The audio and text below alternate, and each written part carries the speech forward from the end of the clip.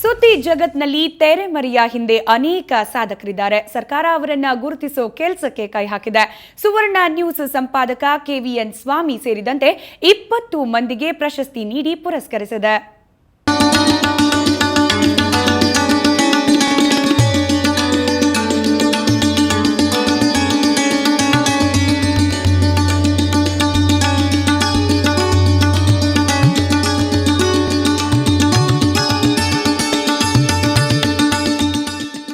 ನೇರ, ದಿಟ್ಟ, ನಿರಂತರ ಸುದ್ದಿಯಿಂದಲೇ ಮನೆ ಮಾತಾಗಿರೋ ಸುವರ್ಣ ನ್ಯೂಸ್ನ ಹೆಮ್ಮೆಯ ಮುಕುಟಕ್ಕೆ ಮತ್ತೊಂದು ಗರಿ ಸೇರ್ಪಡೆಯಾಗಿದೆ. ಸುವರ್ಣ ನ್ಯೂಸ್ ಸಂಪಾದಕ KVN ಸ್ವಾಮಿಯವರಿಗೆ ಮೀಡಿಯಾ ಟೈಟನ್ ಪ್ರಶಸ್ತಿ ಲಭಿಸಿದೆ.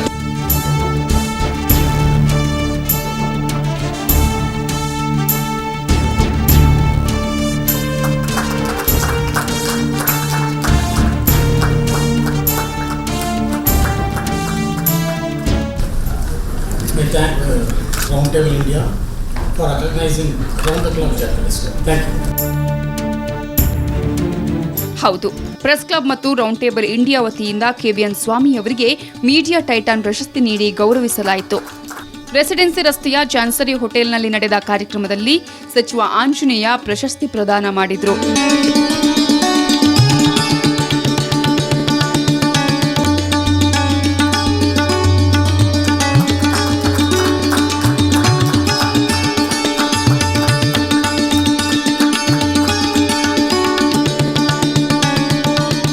ಮುದ್ರಣ ಮತ್ತು ವಿದ್ಯುನ್ಮಾನ ಮಾಧ್ಯಮಗಳಲ್ಲಿ ಕೆಲಸ ಮಾಡ್ತಾ ಇರುವ 20 ಮಂದಿ ಈ ಗೌರವಕ್ಕೆ ಪಾತ್ರರಾಗಿದ್ದಾರೆ.